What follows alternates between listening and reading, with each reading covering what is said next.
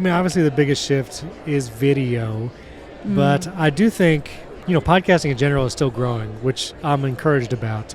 More than 50% of Americans listen to podcasts regularly.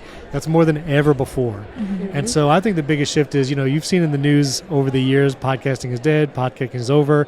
Even some of the big names in podcasting that go away, like Gimlet Media.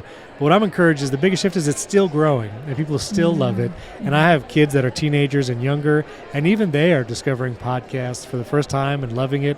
So I guess I'm most encouraged that both audio and video podcasting is far from over, and it's actually growing and thriving right now, which is really exciting. Yeah, it has been. I love that.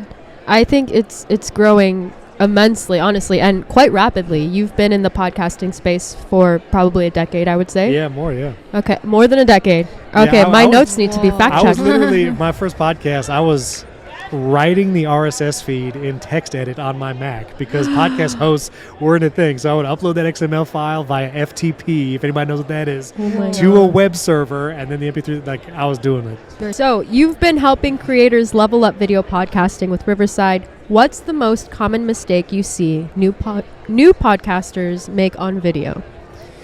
A lot of it is, you're going to post that video to YouTube most likely. That's why you're doing video. Yes. And to do that, you do have to think like a YouTuber a little bit, especially when it comes to the thumbnail and the title of your episode. Okay. If you've been audio podcasting for years, you haven't had to make a thumbnail. And usually the titles, you just title it what the show's about typically. Maybe it's funny or an inside joke about the episode.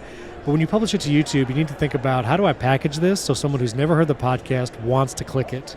Can I make a thumbnail that's visually engaging? Can I title it something interesting? And so you do have to start thinking a little bit differently of how you package it. Do the same show you've been doing, but make it accessible to a new audience who will want to click on that video when they see it.